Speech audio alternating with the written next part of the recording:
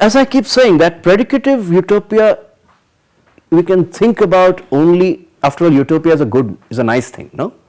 Utopia is something we look forward to. So we still look forward to such a utopia only because we can think of equality as an axiom in our present. That is not utopian.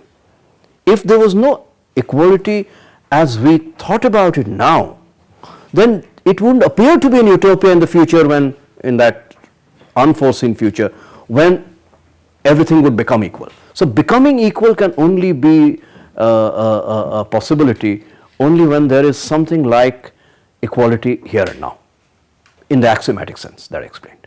That is the way I look at it. And is the perspective of equality changing? Like now it's only in terms of economic equality, like which most of the people nowadays talk, or is it really till now also it's like social inequality which dominates at least the intellectual talks? And I think that's a very good question. Thank you for that question. I think we have had a seesaw in our history. If we take 1927, the Mahad moment, as the way I put to you, as a kind of revolutionary moment of equality, as an absolute idea, as an infinite idea, as a generic idea, then from then to now, what we find is that there is, in a sense, a retreat from that kind of an absolute idea to something like, to begin with, an idea of economic equality becoming the more predicatively popular paradigm. Even if today we don't have a socialistic way of looking at these things dominantly, even there the economic paradigm remains. So people are concerned about poverty and, very, very bad kind of levels of economic inequality in our society. So even people who support neoliberal policies do speak of equality at that level. But it's economic equality, you're right. And social equality is a very sensitive thing. On the one hand, people talk about the need to, so the temple entry today for women is a part of social equality. But at the same time, people are not simply quite willing to accept the real dangerous and deeply fissured nature of real social inequality that Ambedkar spoke of in 1949. So at that time, Ambedkar could at least speak of it clearly and from the pulpit of the Constituent Assembly without any ambiguity that, look, there is deep real social inequality in our society. Let's not beat about the bush. Today we seem to be beating about the bush. So we say, yes, there is, but it's all correctable and it will happen. Basically we are okay. Now, we are not okay. I don't think we are okay. But there is a problem with facing that. Yes, you're right there. So economic inequality is still something which we seem to be dealing with in a more... So is this like talk which we are doing about economic equality on all the forums, is it like a cover-up for... No, I wouldn't call it a... No, that is not a cover-up. You're right that it is to some extent an isolation. But after all, economic inequality is a fundamental reality.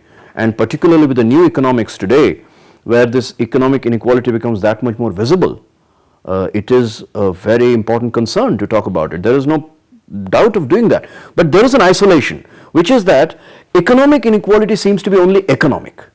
While economic inequality is nothing if not one of the chief indices of the larger question of social inequality. Absolutely. But like these two things are totally different, so they should not be mixed. Like if we say ki 10% of the people own 90% of the wealth, and then we talk about social inequality, so these two things are totally different and we can have discussions on these two things totally independently. But nowadays we are mixing it because we are mixing social inequality with economic inequality. So it's like sort of a conundrum. Oh, that is a nice point. Yes, yes. Let me also try to refine my point here. Now, you are right that, and this is also an issue that comes up with reservation, that economic inequality becomes a kind of mask for disavowing or not facing social inequality, and it is as if economic inequality is, if correctable, the immediate solution to all inequality, which is not true, which is simply not true. At the same time, I'd like to say that economic inequality cannot be simply economic. That itself must be reinserted into some form of social reflection. Otherwise, we would be playing into this kind of a completely abstracted idea of economics, which in a way is the dogma of our times, that economics is the only reality And economics, otherwise it's totally abstract. So all kinds of abstract things are spoken of, like development and all that.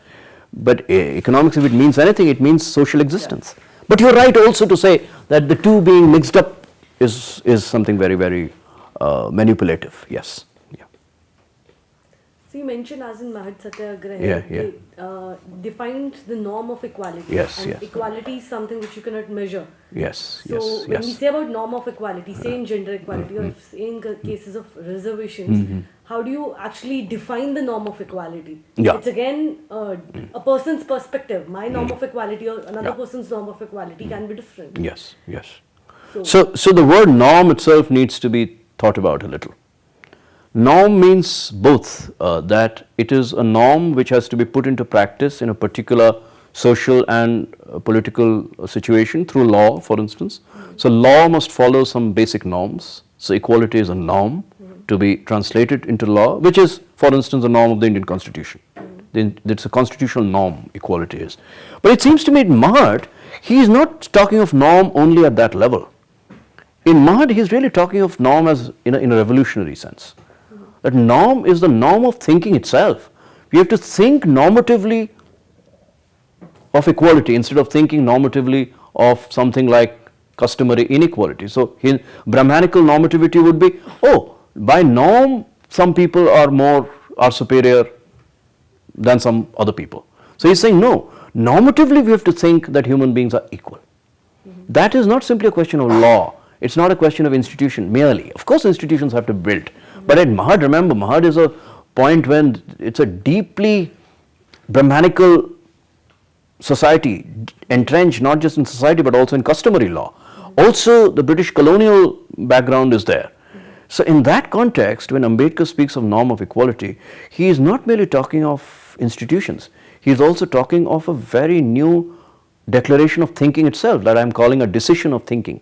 That let us think equality as the fundamental ground on which to think of everything else that follows. Yeah.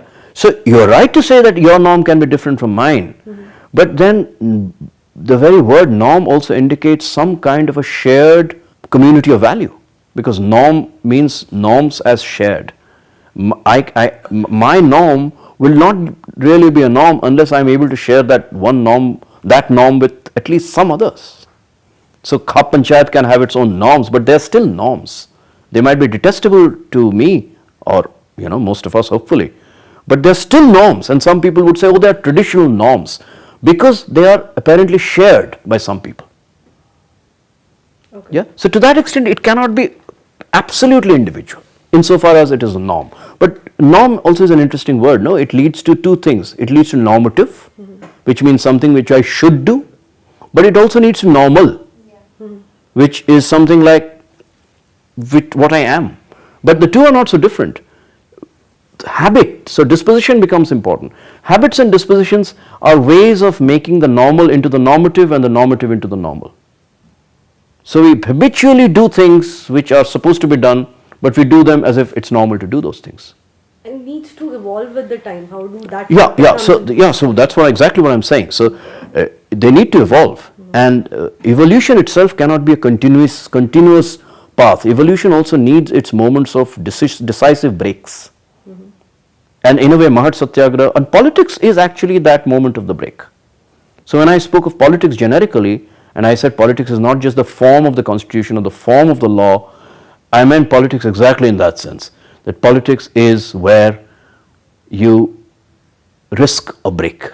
But of course, you're right. From that break, new norms, new ways have to be evolved.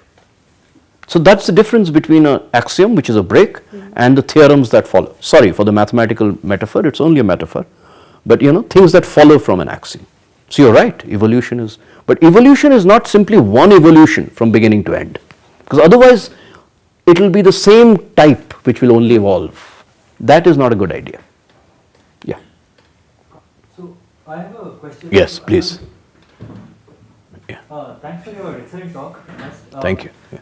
My question is regarding that fourth point that you talked Yeah. about, dispositional equality. Yeah. And I'm curious to know your thoughts on how humans as a race could eventually come to a point where they are dispositionally equal when minds human minds are inherently judgmental. Uh, how can it come about? Can I add my question to that? Sure, sure. Yeah, absolutely, yes. Yeah. As humanity progresses, the parameters that divide us become different. Earlier it was maybe caste, later on it may be intelligence. Maybe if humanity survives for 100 more years or 200 more years, it would be if how many chips of silicon are there in my brain. Probably it would be that, and how fast can I think. So this would keep on happening, and as far as I have read about the experiments that have been conducted on this very thing, it is not inherent in our nature to have this idea of equality at all. So if most of the human beings who are not conditioned do not believe in equality at all, is it a reality that is ever attainable, or should we, or was a caveman better in that sense that there was equality when humans started living in groups? Okay. So yeah, in a way the two questions are connected. Though of course I think they're going in two different directions, but still. So if you are asking me about a certain fundamental ambiguity or vacillation, seesaw between the disposition to equality as following from a decision of equality and the possibility of human evolution and the hominid, the hominization, which means humanization of the earlier stages of evolution, as not necessarily having anything given to itself which is egalitarian, and hence the path of the hominization or evolution can lead to something completely other than equality, and there is a kind of seesaw between the two, and you are also speaking of that. I think what we are doing here is bringing together two kinds of discourses on the same level, and hence we are facing a problem. One discourse is a discourse of thinking equality not just as a word but as an idea, and then, let us be very clear about it, enforcing that equality, but not enforcing it primarily through law or through custom, because that would be in a sense the mirror of enforcing inequality through custom and law, but enforcing it as an axiom. So when I declare something like equality, then what is it that I am doing? Like I said earlier in the context of freedom, what I am doing is making a free act of speech. So just to take an echo from what's happening in JNU, in a particular society to even say equality could sound seditious. Luckily in our society it doesn't sound like that. But if I say I declare equality in another society, it could lead to my being put in jail. But I would still say it. I mean, some people would say it, some people have said it. Now, that in itself doesn't prove anything. As I said, equality is, the whole point of declaring equality is precisely to do two things. A, to not try to prove something which inherently is not provable. So to that extent you are right. Everything about the human race can demonstrably be at variance, if not in opposition to equality. That's one. But two, it is also to say, as a decision of thought, that I am not even going to try to offer proofs of worth while I am going to declare worth. Here worth is the same thing as equality, because worth is exactly the word Ambedkar uses in a context when he says axiomatically human worth is something which is human worth, which is not something which needs to be proved, demonstrated, that human beings have human worth. Now clearly this kind of human worth is not an idea which is at the same level as hominization, because hominization is a scientific, biological, anthropological idea, that it's something which follows a path which of course can be demonstrated through laboratory scientific data and speculation from that data for the future, and that is perfectly possible. And okay, I have nothing to say about that because I myself have not carried out any of those experiments. I know very little about them, little bit I am interested in it, of course, greatly interested in it. But what I am saying is, all of this does not in any way invalidate or in no way suspends the force of the declaration of equality whenever it occurs. And Ambedkar is one such occurrence, and he is not the only one. Buddha declared it in sometime before the birth of Christ, no? In the earlier, and that is not a caveman. That is a part of what is understood to be a highly developed Indian civilization at that time, ancient Indian civilization. So it's an ancient Indian revolutionary declaration at that time. Now, that is a declaration, just like Ambedkar's is one, and so many others at different points. Now, it is possible that each of these declarations, in a way, are at variance with the possibilities of the human race as an evolving hominization, whether it be by the marker of intelligence or marker of some other. Now, caste and intelligence, just to take up your point, caste and intelligence again belong to two different categories. No, caste is clearly a social stratification, while intelligence is either some kind of a biological property, or it is something which is an invented parameter for certain purposes. So, for a competitive exam, you can invent an idea of intelligence, which has nothing to do with any biological property necessarily. So, it could be something to do with competence learned through practice. Now, of course, you could say even that required some basic intelligence, but then that basic intelligence again is something which is part of the human worth. So, intelligence can evolve, but how can you say that it evolves only in a part of humans as an essential property of those humans? What you can say is in human beings intelligence evolves, and that is true of all human beings. Contingently some evolve in a different way such that you can measure it as more intelligent. See, there is a difference between the two things. To say some people among human beings necessarily evolve into unequally or unreasonably more intelligent than some others is very different from saying all human beings are subject to evolution, and contingently some at some stage using certain measures can be measured to be more intelligent than others. So, fundamental intelligence is not unequal then. Fundamental intelligence remains equal, which is evolving. Contingently some can be measured as more or less, which are two different categories. We have to be careful about this, no? So while I completely agree with the notion of equality, the idea as such, the axiomatic Yes, model of equality, yes.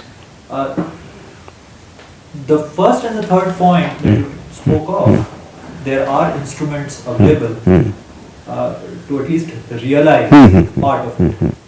But fourth seems somewhere out there, unreachable, even within the sociological or these worldly instruments that we have. Even with the continuous human evolution, you will have, as you spoke of, there would be few people where humanity as a whole would be evolving and they would be becoming intelligent, and there would be few people who would be more intelligent. I mean, I'm not saying, I'm saying if your hypothesis is that, because I have no way of testing that, but I'm willing to go by it for the moment. But I'm saying even that would hold for generic humanity and not for some and others. Contingently some might turn out to be more or less. That's a different thing. That's a different category.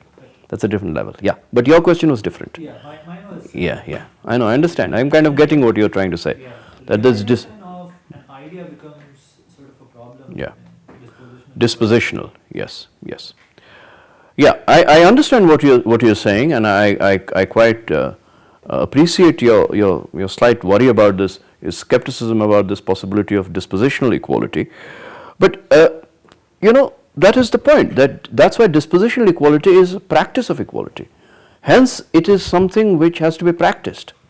So it is a part of the enforcement of equality. There's no doubt about it. But it's an enforcement which is coming through not through law, but through certain kinds of. That's why conversion is so crucial in that moment of Ambedkar, that it's a kind of communitarian and individual decision to try out a new practice of life. So you're right to point it out that there is no natural disposition towards this or that. Yeah. So dispositions are also decisions, but they're decisions in a way implemented in the body. So it's as material as this, that I will take a vow that from tomorrow I will not call any of my students kids. My natural tendency looking at them that they are much younger than me and I am so old that I would call them kids, but as a disposition, a decision to disposition, I will not call them kids. I will call them by names or as students, and as time will progress, that habit will become my disposition, and I will not have to enforce it or decide it. It will be, and my wager is, or my reasoning is, that is a better axiom of living. So you are right, it can only be done through conscious practice, and not just individually but also as a community. So when you convert to an X way of life, which could be also called a religion, then you observe new practices, you take new vows, and as far as possible you try to actually live that life. And of course you don't do it naturally, you do it out of conscious decision to do it. But why do you do it? And that's where the decision of thought becomes very important. That you do it because it's an axiom on which you place a wager. This is what the philosopher I mentioned, Ali Badiou, says. It's a kind of wager. He uses a philosophical term, you subjectivate yourself. You become a subject of a new idea. So the idea itself is an axiom. It itself, as I said, it's not a proof. It doesn't come from some spontaneity, but it does come, and you declare it. It has a certain arbitrary contingency to it, but once you declare it, you also decide to participate in it. But to participate in it means to live according to it, which you do consciously. So you say, this is just an example. I will not call my students kids, which everyone does, yeah, as a matter of rule. And it's done in the best of spirits, because you treat students with affection, you treat them as kind of in lieu of children, or almost a kind of guardian-like sense of protection, and these are all honorable sentiments.